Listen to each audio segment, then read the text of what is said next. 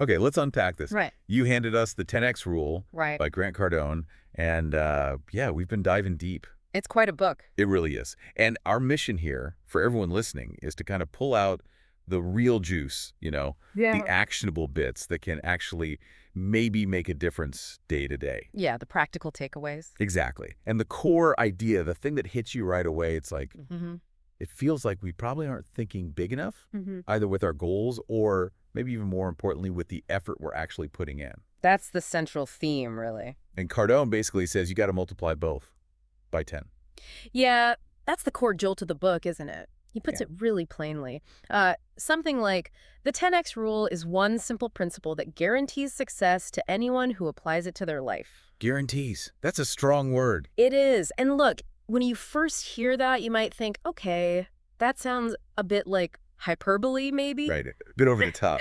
But what's interesting, I think, is to explore the implication of that sheer scale, Yeah. that magnitude. It's not about just nudging things forward a bit. Yeah. It's about a fundamental shift, a whole new perspective on what's actually required to get somewhere significant. Right. And I think if you've ever felt that that nagging feeling, like you're working really hard, putting in the hours, but just not breaking through, not getting to that next level. We've all been there. Yeah. This could be a big part of the answer, maybe. Yeah.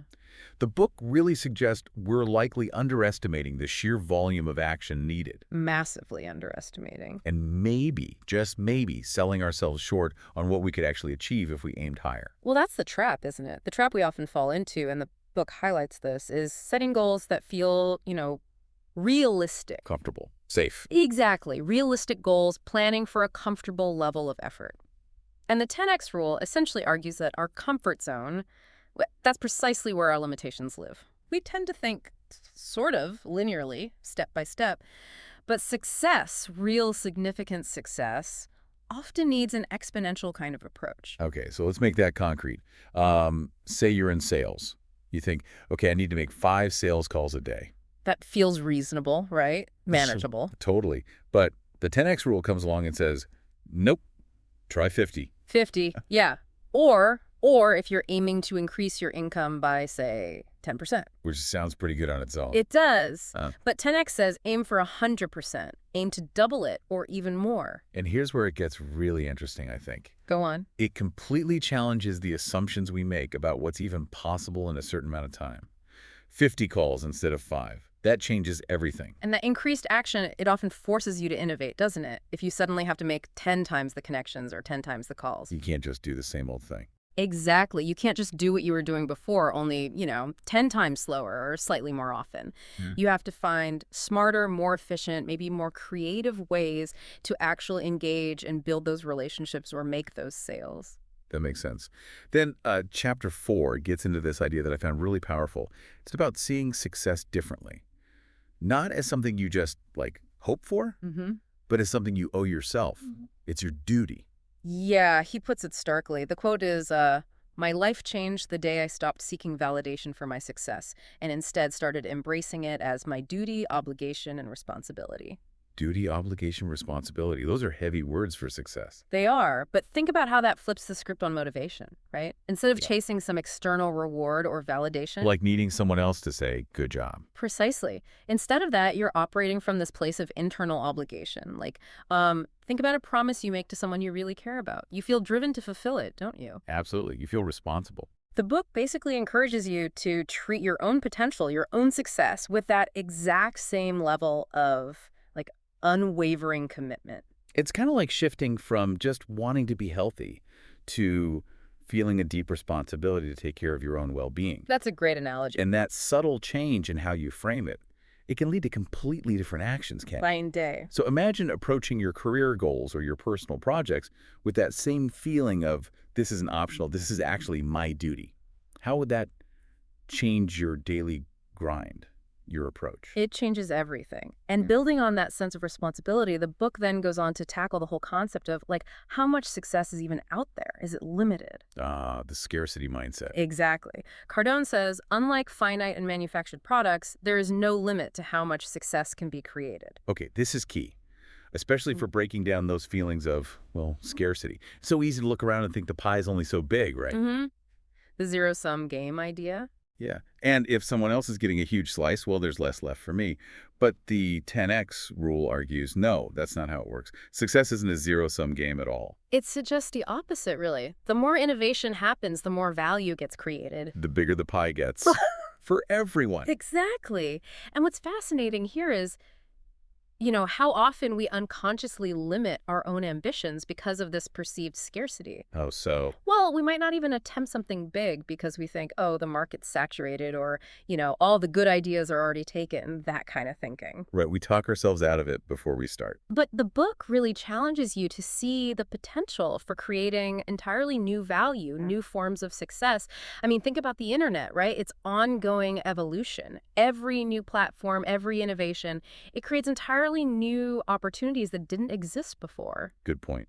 Okay, then there's chapter 6, which is all about taking the reins, like absolute Radical ownership. Yeah. Cardone says, you must assume control for everything that occurs in your world. The good, the bad, and the in-between. Everything. That's the kicker. The good, the bad, and the in-between. It sounds a bit intense. It is, but this principle of radical ownership, it's crucial in this framework, because if you start attributing your failures or even your lack of progress to external factors, the economy, your boss, bad luck, Blame game. you essentially give away your power to change things. The 10x rule forces you to look inward first. Always. Even in situations where things genuinely feel out of your control. Which happens. Of course. But the question then becomes, okay, what was my role in this? What part did I play, even indirectly? And more importantly, what can I do now moving forward to change the situation or the outcome? So it's about shifting away from blame entirely and just focusing on solutions. Exactly. If a project doesn't go the way you plan, instead of just, pointing fingers at colleagues or circumstances. Which is easy to do. So easy. The 10x mindset asks, okay, what could I have done differently? What foresight was missing? What action didn't I take? And what can I learn from this right now to make sure the next outcome is better? It puts you firmly back in the driver's seat of your own trajectory. Right. Which feels more empowering, actually. And taking that level of control, it naturally leads you to examine your current level of activity, doesn't How it? much you're actually doing. Yeah. And the book has a really powerful chapter on this called The Danger of Average Action. Average actions sound... Okay, right. Not great, but not terrible. That's the common perception. Huh. But Cardone asserts, and this is a direct quote, operating at normal action levels is the most dangerous of all because it is the most accepted by society. Dangerous. Why dangerous? Because average leaves you incredibly vulnerable. Vulnerable to unexpected challenges, market shifts, downturns. And competition. Especially competition. If you're only doing what's kind of expected, what everyone else is doing, you're easily outmaneuvered. You're easily disrupted by those who are willing to go above and beyond. Okay, give me an example. Think about a small business. Maybe they have a decent customer base, things are okay, but they do minimal marketing, just enough to get by. Coasting a bit. Right. What happens when a new, much more aggressive competitor enters their market, spending heavily on advertising, really going for it? The average business gets swamped. Exactly. Their average action level suddenly isn't nearly enough even to maintain their position, let alone grow. So for you listening right now, where in your life, maybe in your job or a personal goal, might you be settling for average? Yeah. And what could be the potential hidden cost of playing it safe like that? That's the critical question. Yeah. And it leads directly into the next big idea, which is about dominating your chosen field. Dominate, another strong word. It is, but the book urges you to become a significant force, not necessarily through aggressive tactics against others, but through sheer massive action, through unwavering dedication to being the best, providing the most value. Cardone states it plainly. The only way to guarantee your goals and dreams is to go at them 10x harder than you ever thought possible. Go at them 10x harder. So it's about aiming to be like the go-to person, the recognized expert or leader in your particular area. Precisely. Not just participating in the game, but actually leading it, setting the pace. So what would that look like in your career or your industry? What would it actually take effort-wise, visibility-wise, to truly stand out and become that dominant force in your niche? And again, this kind of dominance, as Cardone presents it, isn't really about ego. It's not about crushing competitors just for the sake of it. It's about It's about creating so much value, having such a significant positive impact that you naturally become indispensable. You become the obvious choice. But that It takes... requires a level of effort, a level of commitment that, frankly, most people just aren't willing to undertake. That's the differentiator. Okay, now here's a concept that might raise an eyebrow for some people. Yeah. The supposed myth of time management. Ah, yes. This one gets people talking. Cardone suggests that obsessing over traditional time management techniques is less critical than just prioritizing the right actions, the actions that actually drive success. Mm-hmm. He says something like, time management has never been something I considered valuable, even though I spend time on things I deem most valuable. Okay, let's unpack that because it sounds contradictory at first. It does a bit, yeah. The underlying point, I think, is that it's not just about how you manage your time slots, like blocking out every minute. It's fundamentally about what you're choosing to spend that time on. The priorities. Exactly. Many people are incredibly efficient at doing the wrong things, or things that don't really move the needle towards their biggest goals. Busy work. Busy work, low-impact tasks. The 10X rule encourages you, first, to identify the activities that will have the biggest impact on achieving your massive goals, your 10X goal. The high leverage stuff. Yes, and then dedicate the vast majority of your time, your energy, your focus to those specific activities, even if it means letting other less important things slide. So maybe instead of obsessively color-coding your calendar trying to fit everything in, Right. you should first ask yourself, okay, what are the 20% of activities that are generating 80% of my desired results? The Pareto principle idea. And the 10X rule would basically say, okay, now focus 10 times more effort and energy on that 20%. That's a good way to put it. What are those high-impact activities in your life right now? That's the question to ask. It really boils down to results-oriented action rather than just, the appearance of busyness. It's about understanding your true priorities at a really fundamental level and then aligning your time allocation ruthlessly towards them. Ruthlessly. Yeah. Okay, now here's a perspective shift I found really, really interesting. It's about criticism. Ah, yes. How to handle the haters, basically. Kind of. Cardone reframes criticism. Right. He says it can actually be a sign that you're making moves, that you're doing something significant. He writes, while getting criticized certainly isn't the best feeling in the world, I do have very good news. Getting criticized is a sure sign that you are well on your way. A sure sign you're on your way. How does that work? Well, the logic is pretty straightforward, actually. If you're not doing anything noteworthy, if you're playing it safe, staying small. Flying under the radar. Exactly. You're unlikely to attract much attention at all, whether that's positive or negative. Criticism often comes when you start making waves. For people who feel... Maybe they feel threatened by your ambition, or they simply don't understand your vision, or they're uncomfortable with change. Right. Think about any major innovator or disruptor throughout history. They almost always faced significant criticism, didn't they? Almost universally. It often seems to be a sign that you're challenging the status quo, that you're stepping outside the accepted norm. So instead of letting criticism completely derail you or make you shrink back. Which is the natural human reaction. Totally. The 10X rule suggests reframing it. See it as maybe a validation that you're actually putting yourself out there, taking risks, and potentially making a real difference. It's encouragement not to let the fear of disapproval keep you playing small. Don't let the turkeys get you down, as they say. Something like that. The book really emphasizes that inaction guarantees you won't be criticized, sure, but it also guarantees you won't make any significant progress. Right. So embracing the possibility of criticism seems to come hand in hand with pursuing genuinely ambitious goals and taking the kind of bold action the book advocates for. Okay, that makes sense.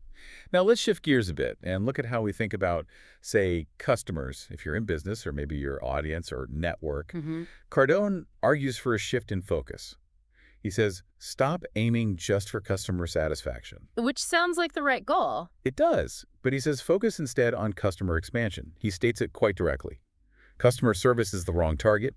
Customer expansion is the right target. Okay, again, this needs a bit of clarification. It doesn't mean customer service isn't important. Right, you can't just ignore your current customers. Absolutely not. Ensuring your existing customers are happy, that they're getting value, that's crucial for loyalty, for reputation, for long-term sustainability, no question. Right. But the core point here, in the 10X context, is that a business, or even an individual's career or influence, can't truly thrive on just maintenance alone, just keeping things ticking over. Maybe growth. Continuous growth requires a proactive, deliberate effort to reach new customers, new audiences, new connections, to broaden your impact and your reach. So it's about balancing the need to really nurture your current relationships, your current base, Which is vital. with the absolute imperative to constantly be growing your reach, expanding outwards. Yeah, think about it maybe in terms of your own professional network.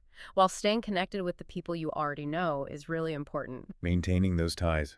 Right, but are you also actively, consistently seeking out new connections, expanding your circle of influence, bringing new people into your orbit? Long-term success, that significant 10x level success, often hinges on that relentless expansion. Okay. You could use a plant analogy maybe. You need to water and care for the plant you have that's like customer service. Makes sense. But you also need to be planting new seeds constantly to ensure continued growth and ultimately a much larger harvest down the line. That's the customer expansion part. Planting new seeds. I like that. Okay, finally, there's a point that really underpins the entire philosophy of the book. The foundation, maybe? Yeah, pretty much. And it's blunt. No excuses. Zero excuses. Cardone states it really firmly. An excuse is nothing more than a distortion of the facts. Nothing about it will move you into a better position. A distortion of the facts. That's a harsh way to put it. It is, but it ties back to that radical responsibility thing, doesn't it? Absolutely. It's about taking complete 100% responsibility for your results, the good, the bad, and everything in between, like we said before. Because excuses, while they might offer some kind of temporary comfort, maybe make you feel a bit better in the moment. They let you off the hook psychologically. Right. But ultimately, they prevent you from identifying the real obstacles, the actual reasons why things aren't working. And therefore, they prevent you from taking the necessary steps to actually overcome those obstacles. It's basically recognizing that blaming circumstances or other people or bad luck just keeps you stuck. It keeps you in a kind of victim mentality. Yeah, powerless. Yeah, powerless. And the 10X rule demands that you just eliminate the excuse making entirely, cut it out, and focus absolutely everything on finding solutions and taking massive, relentless action, regardless of the hurdles you face. So the challenge to the listener here is, what's one excuse, just one, that you've maybe been making? Perhaps even subconsciously, an excuse that's been holding you back. And could you consciously decide to eliminate that excuse right now, today? And replace it with what? Replace it with a proactive question. Okay, that's the situation, excuses aside. What action can I take right now to move forward? The book suggests that every single moment you spend crafting or repeating an excuse is a moment completely wasted. Time that could have been used. To take action, any action. True success, according to this philosophy, comes from a relentless, almost obsessive focus on solutions and forward movement, not on justifications for why things aren't happening. Okay, wow. So to try and bring this all together for everyone listening, Let's wrap it up. the 10X rule isn't just suggesting you work a little bit harder or set slightly bigger goals. Yeah. It's much more fundamental than that. It's a paradigm shift. Yeah, it's about fundamentally rethinking the size of your goals, making them way bigger than feels comfortable, and then completely recalibrating the magnitude of the action you believe is required to achieve them. Multiplying both by 10, conceptually. Right. It's about shifting your whole mindset from thinking in small steps, in increments, Into thinking in multiples, thinking exponentially. thinking 10X. Exactly. And the key actionable insights, the things you can hopefully take away and actually use from this deep dive, are these.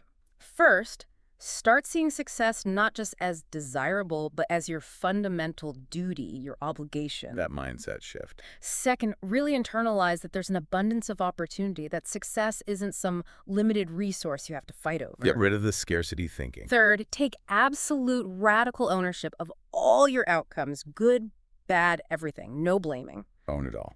Fourth, operate at a level of action that is 10 times greater than what feels normal or average. Massive action. Way beyond the comfort zone. Fifth, prioritize ruthlessly.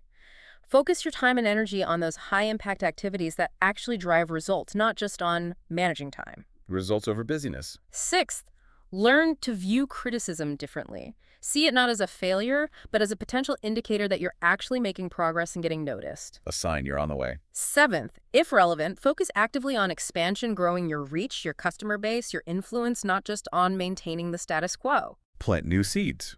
And finally, eighth, eliminate excuses entirely.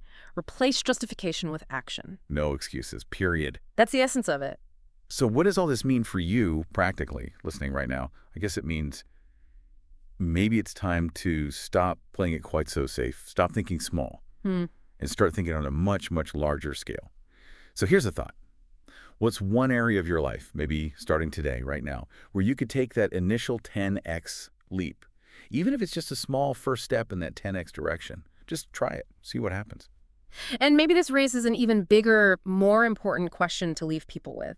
If you truly deeply internalize this core idea that your potential for success is virtually limitless, provided you apply massively multiplied effort, if you really believe that, Yeah. what truly audacious goal, what huge ambition would you dare to set for yourself today? And maybe even more critically, what's the very first 10x action, however small it seems initially, that you would commit to taking right now to start moving relentlessly towards it?